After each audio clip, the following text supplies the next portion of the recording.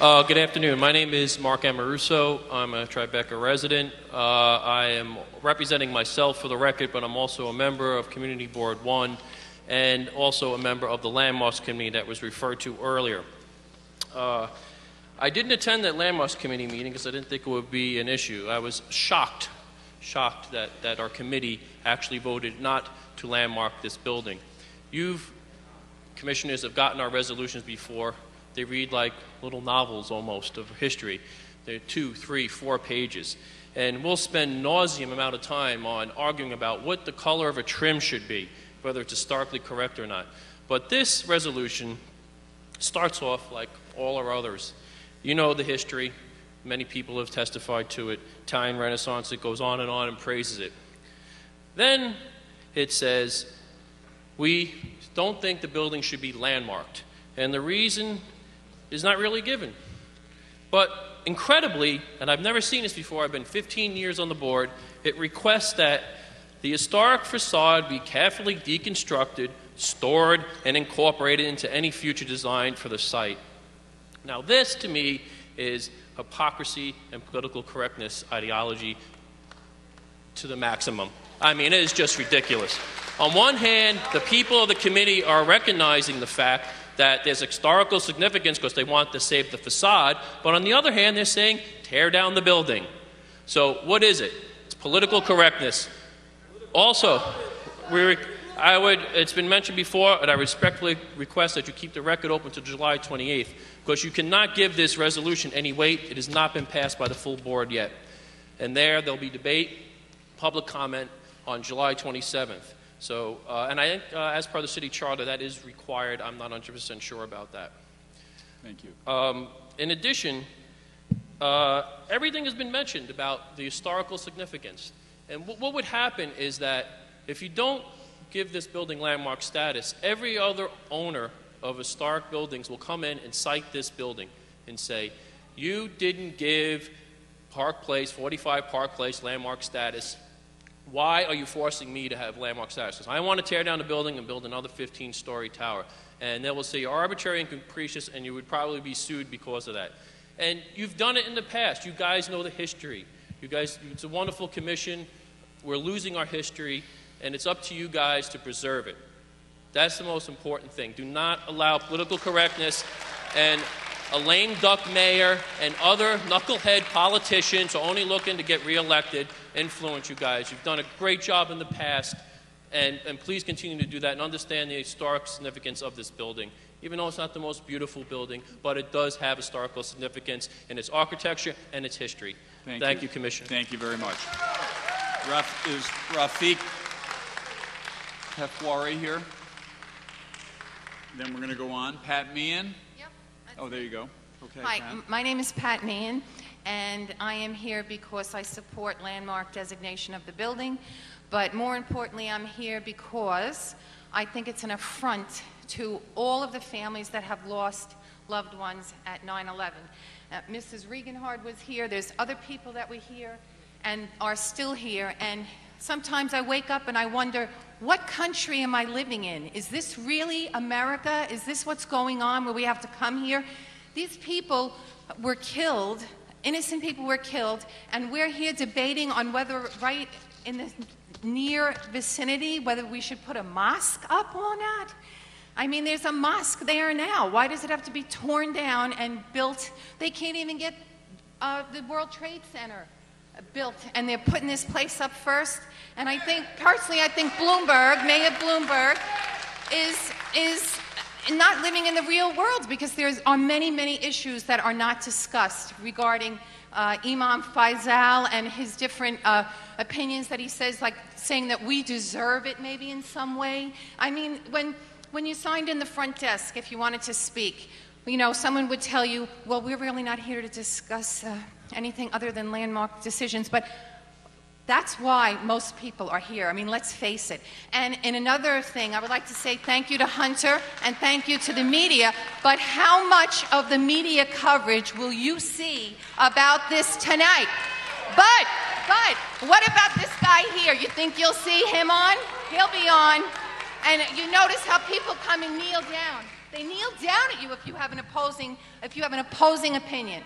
So anyway, I feel from my heart, I hope you do the right thing, but could you just imagine being one of these people, not just the firemen, there were other people that were innocently just murdered and killed, and we will not forget. I live in Pearl River. I am a born and bred New Yorker. We lost many firemen, many people from Cantor, and it's just disgraceful, I think, what's going on. So I hope you make the right decision. Thank you very much for being here. Okay, more names. John Dash. John Dash here, Sierra Rose Mazzola. Is she here? Sierra Rose Mazzola? And then Tamana Hye, H-Y-E. Please. Thank you. I'm Sierra Rose. I'm 19 years old. I'm a New Yorker. I've lived all over the U.S. throughout my life. I'm very tolerant of all types of people, all races, all religions. I'm tolerant of them building mosques, even though the religion that forced them to do what they did on 9/11. Sorry, I'm a little nervous to say this. There you go. Just to put it down just a little bit. Thank you. That's it. That's good. I don't want anybody to think I'm intolerant, because I believe in what this country stands for. I believe in freedom. But I was there on June 6th at that protest. I saw how close this site is. This is not right. This is not right. Please, don't do this. Don't do this. Those people were murdered. They were not just killed. There were 3,000 of them. They were murdered because the people who believed those things, they believed in the power of Islam. Allah Akbar. Allah is great.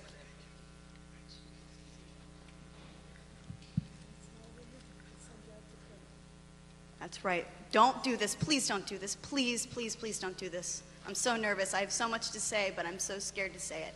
I don't want to be deemed intolerant of anybody. I'm not intolerant of anybody, but this is not right. Do the victims of the families of 9/11 need to go down to 9/11 and hear chants 5 times a day? Do they really need that? No. Do my sisters need to go down there to see that? I have 2 little sisters. To see that mosque standing there, they know, anybody who's an American knows what caused these people to do this, and it's what they believe. It is what they believe in their hearts and in their minds. I'm not saying everything in the Quran is bad. There's a lot of beautiful things in there. But there's a lot of things, I forgot what it, no. Okay. Sorry, like I said, I'm so nervous. Just conclude your remarks. That would be nice. Thank you. Please. It's no mystery. They did this because of what they believed, folks. They did this because of what they believe. Okay, putting this mosque here is just disrespectful. Please don't do it. Please. Thank you very much. Thank you. Tamana Hye. Is Tamana Hye here? Then we have Judy Milo. Please. Mr. Chairman, I think you called my name out earlier. My name is Rafiq Katwari. Okay. I'm a longtime resident of New York City, 40 years here. And I'm just going to pick up on things that have been said in this hall. Somebody mentioned that the moderate Muslims should step up and speak up. I am a moderate as well as a radical Muslim.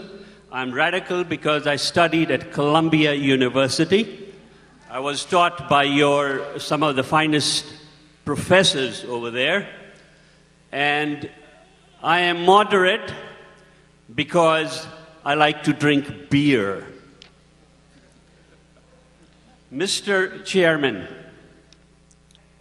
I want to thank you for giving me the opportunity to stand up here and speak up. I stand to oppose landmark status for this building. Is this, Mr. Chairman, I would like some respect when I'm speaking. Please give me the floor. Yes. Someone said, this is America. No, you have the floor. Let him have the floor. Please Let me proceed. have the floor. Please proceed. Is this really about landmarking? Mr. Chairman, I'm not running for office, and I don't have an axe to grind. Is this really about landmarking, or is this about taking the easy way out and giving the building a landmark status because this has become in the media, and this has been made by a very vocal minority into a issue of bigotry, I think. Now, somebody's calling me a bigot back there, and I guess that proves my point. Now, which is that I'm standing in a hall that I'm ashamed to be an American today. Please. Which really proves, Mr. Chairman, the only thing we have to fear is fear itself because of the people who are here, because... Can I please Yes. have He needs the floor? right to continue his remarks. Can I please, even if I have 2 minutes, give me a chance Okay. to speak up? Please, you're No, continue. it isn't up. No. This is America. My time is not up. Please, ma'am, you have to let him continue his remarks. There's one person's Not if already I am been not let a out. cit- I don't want to do it to Mr. another. Chairman. Go ahead. Mr. Chairman, I was told that if I'm not a citizen, I should go home, which again proves my point. Please, ma'am. In any case, I want to prove to this hall that I indeed am a citizen, and if anyone has a doubt, this is my American passport. You can take a look at it, ma'am. My middle name is Mohammed. Okay, now. So wind up if you can. I your will remarks, wind up, so we Mr. Chairman. I understand. stand also in memory of the 100 or so busboys and waiters who were murdered on 9/11, which was a crime against humanity. I was born in Kashmir. I'm an American citizen. My heart is in Kashmir. My head is in America. But I have a moral life. Every one of us has a moral life, a moral conscience. Please. Mr. Chairman, Let him I don't have to continue say and anything. conclude. I don't have to say anything, Mr. Chairman. The point has been made on my behalf by the bigots who are here. Thank you very much. Okay. Judy Milo. Is Judy Milo here? Okay, Judy. Judy, come. Please. Judy Milo will now speak. It would be nice if people could pay attention to the speaker, and then the woman right behind Judy will speak after she has. Please proceed so we can continue and move through the hearing. It's very important to All hear right. these views. Please. Okay, I'm going to address Mr. Tierney Yes. and the board. Okay. I'm for landmark status of the building Okay.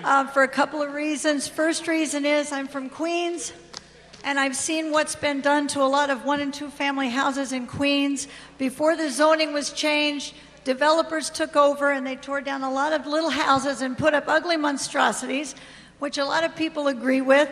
They take a small space and they go all the way up. We're overcrowded in our schools. We're overcrowded in the hospitals. We've got too many.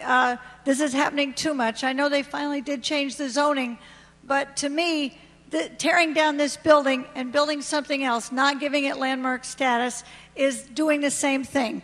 And I'm tired of seeing it in my neighborhood, and everybody I know is tired of seeing it, and I want to try to do something to stop it from happening again. Thank you. I also want to make another point about Daniel Badger and the gentleman that designed this building. And he was a pioneer in ironworking. And I would like to cite several of his buildings that already have landmark status.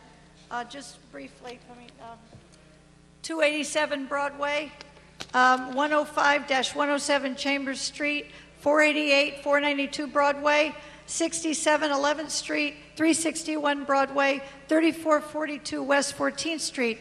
All these buildings have landmark status, and that's because of the ironwork that he did, and it is an example of it on this building also. So that is what I wanted to say. All right, thank you very much. Thank you. Thank you very much. Please, ma'am. Good afternoon. My name is Tamana Hai. I'm not a politician, and nor do I represent any Islamic organization, nor do I belong to any Islamic fundamentalist group. I only represent myself and my faith. I'm a Muslim, and I believe the Cordoba House should be approved because it is an important symbol of tolerance for New York City. Please let her finish her remarks. It's not fair for people I'm a to be native New Yorker. yelling in the audience. I was born Please and raised continue. here. I'm a U.S. citizen, and I believe in dialogue. I believe in interfaith communication. And if this building is not approved as part of the Cordoba initiative, then we New Yorkers have shown that we care more about politics than dialogue and understanding. I apologize, I'm very nervous. I've never spoken before. And I just wanted to say that if this building were converted into a Hindu temple or a church, I think very few people would claim that it's a historical building or sacred site. Continue. Let her speak. Somebody just said something very helpful. Let her speak, please. Excuse me. I'm sorry, but just take a deep breath. I am an American, and I am proud to live here, and I want to raise my children here. My family is originally from India, and I plan never to go back there. This is my home. And I think we as Americans and New Yorkers can take steps to heal from the attacks of September 11th. I haven't forgotten, and I've heard everybody else. No one has forgotten. It's only been 9 years ago. But our resilience and our healing is what makes this country great. There's no other country like America.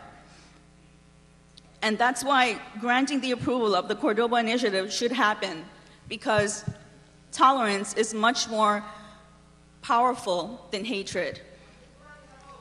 And I believe that this should not just be a mosque, but it should be an interfaith center with a focus on Islamic understanding.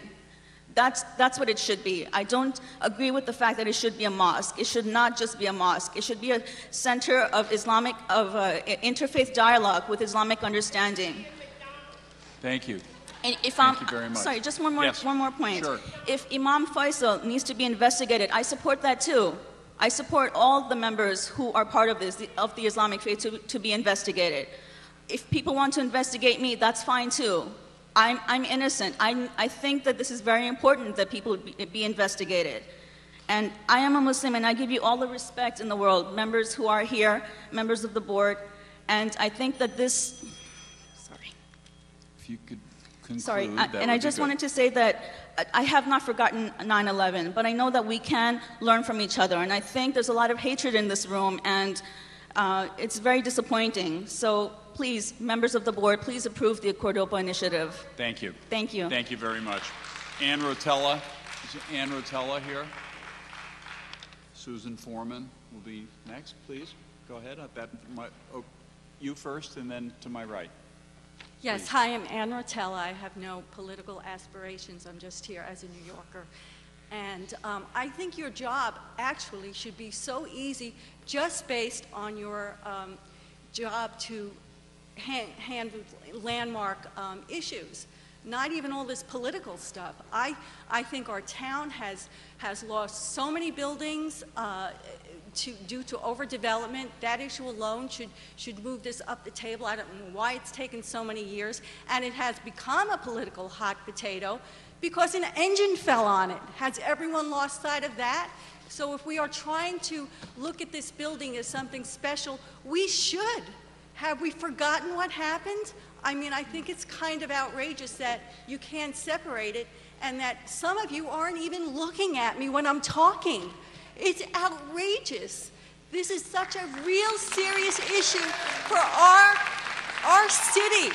Let's not forget it. It's very serious. And We don't want to appear intolerant? Well, then let the tolerant mainstream Muslims understand us and speak up and say, maybe this is too soon. Let's try and work together. Maybe it's too soon to do this here on this site, and then maybe we can heal. But we're not going to heal unless there's so much silence on the part of the mainstream Muslim community. Let's work together. Let's not forget. Thank you very much. You. Over to my right now, please. Hi, my name is Marion Dreyfus. I am an immigrant who has become a citizen. I was in North Africa for a month, and every day that I was there in three countries, I heard songs dedicated to Cordoba. Now, this was 700 years ago, and the people in Tunisia and Algeria and other countries in North Africa still mourn the loss of Spain and Cordoba, which represents the conquering of Christian faith at that time. And we are to be understanding that something called the Cordoba Institute or Initiative represents healing and interfaith dialogue. It does not. It represents the retaking over of something that was lost to them 700 years ago. And if we are still mourning the loss of 3,000 plus people and the children they might have had and will never have, if we are losing them and we are still mourning them from 10 years ago, and we see people who are trying to initiate this Cordoba building, edifice, monstrosity, which loses the sanctity of the dead people that we lost 10 years ago, how can we say that we should forgive and forget when 600-700 years ago they have not forgotten the loss of what they took over in violence and murder and mayhem? And I just think the parallels are very ironic. And they say that extinction, animal husbanders say extinction is forever. When you lose an animal genre, it is gone forever. Now we are saying that the people who are dead should not be remembered. We are saying that this building that is not lovely, it is maybe not lovely, but it is an important element of New York's history.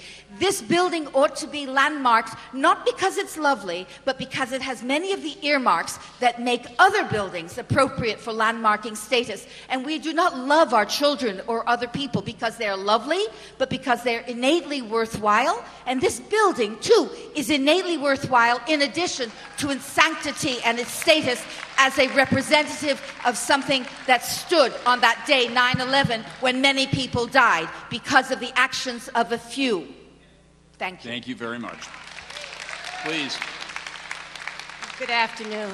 I'm a native-born New Yorker. I've lived here all my life, naturally.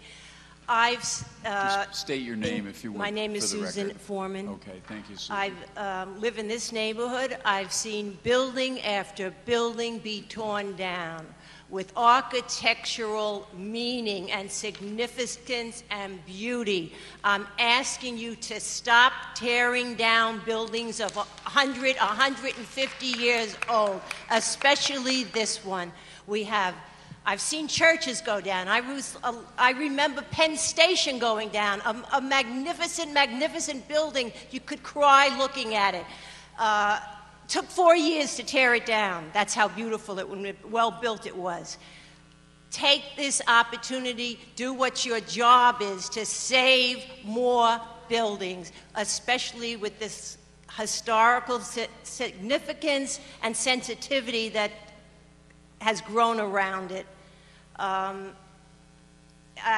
too emotional about it. Just please do your job. I beg you, save this building. It is a landmark. Thank you very much. Lisa, I've been please. here what you are discussing, but I am getting up as a family member to plead with you to have respect for who we've lost. I lost my son that day, and this is so disrespectful to all of their memories. To have a mosque so close to what we consider holy ground is disgraceful. And I'm embarrassed as a New Yorker that you are even considering this after what our state and our city has gone through.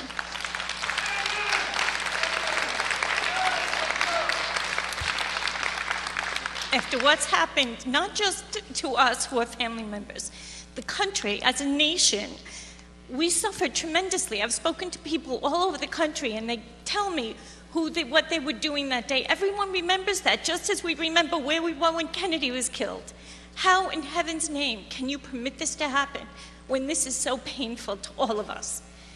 They can have a mosque anywhere in the city, but I beg you not to let them construct it so close to where our loved ones are.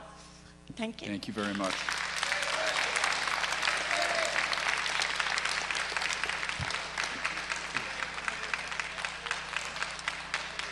Good afternoon, Chair Tierney and members of the August Commission of the Landmarks Preservation Commission. My name is Joseph G. Garber.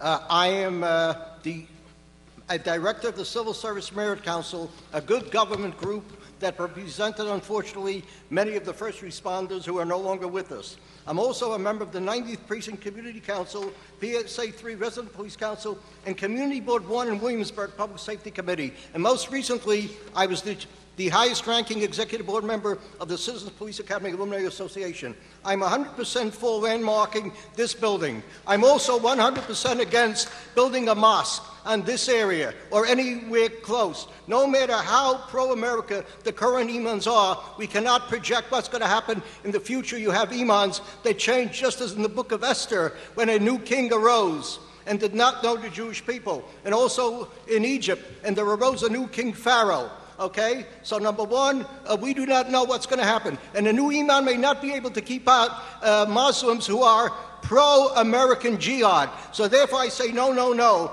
I respectfully disagree with my friends Commissioner Kelly and Mayor Bloomberg that a mosque on the Lower East Side is not good. It's a clear and present danger. I'd like to memorialize some of my friends who died in 9/11. Deputy Chief Infante of the Port Authority Police, Inspector O'Mara, Port Authority Police, Captain Manzi, Port Authority Police, Inspector Richard Winter, NYPD, First Deputy Fire Commissioner Jimmy Feehan, Father Judge, NYFD, Chief Gangi, and Captain Terry Hatton, who was Rudy Giuliani's secretary's husband, and the 23 NYPD and 67 Port Authority employees. May they all rest in eternal peace.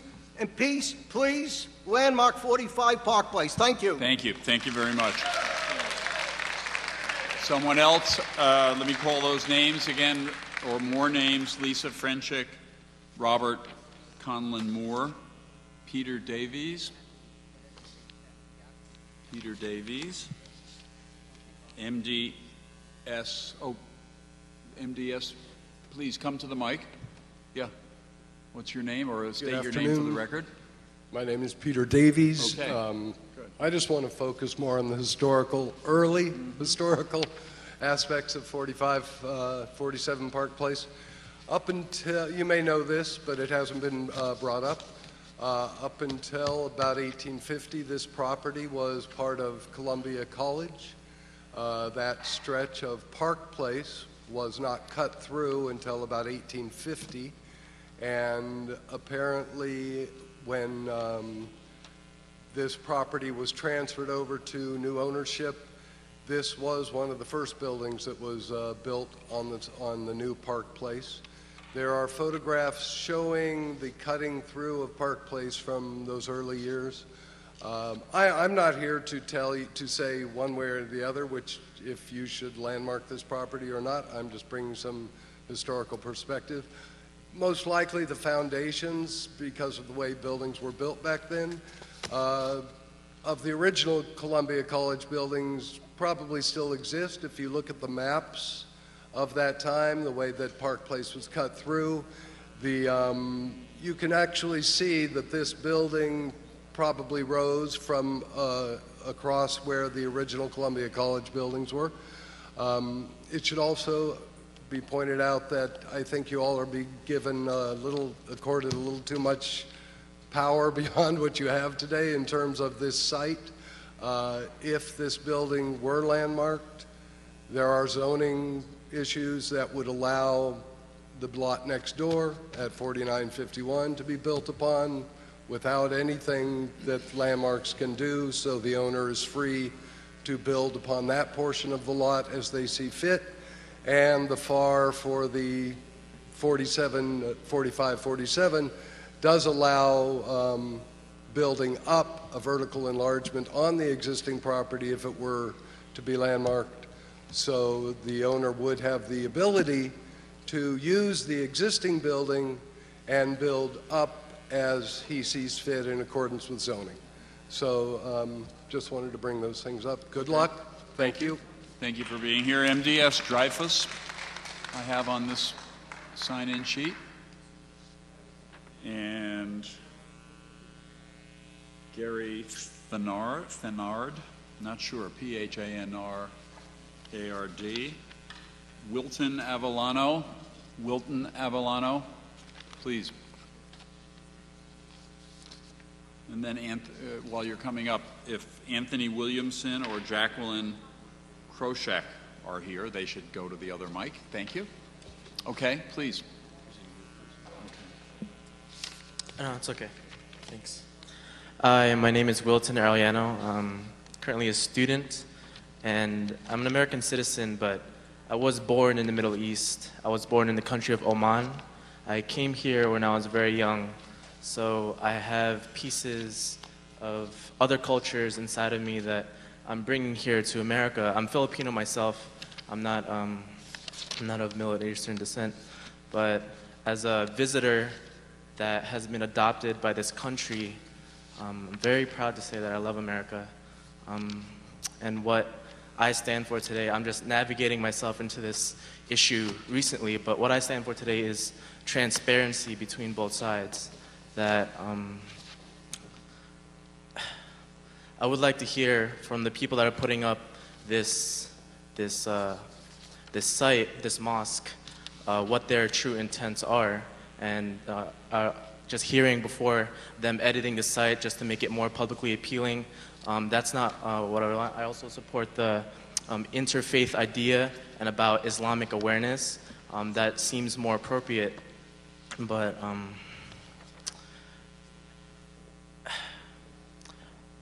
I feel like any Muslim that would want to speak in this room would be scared, and that's really unfortunate.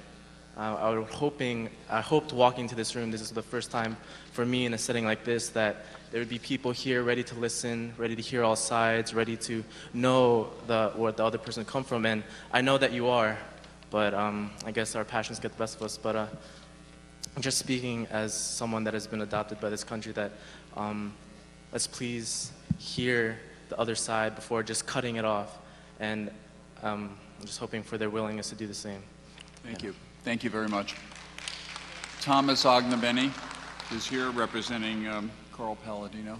But please, you proceed while Mr. Ognabeni comes forward. Go ahead. Good afternoon. Thank you very much, Mr. Chairman, members of the Landmark Committee. My name is Anthony Williamson, and I represent the Construction and General Building Laborers, Local 79, Mason Tenders of New York City. We had a lot of members who participated in the 9/11 tragedy, but I want to focus primarily on the fact that Community Board 1, and I would like also this committee, and concern people to take note that in responsible development, or in any development, it's important that we have responsible contractors and parties involved in the redevelopment. And for some reason or unknown reasons, we haven't heard who exactly is going to be developing this project. Are we going to have engineers coming from outside of this country?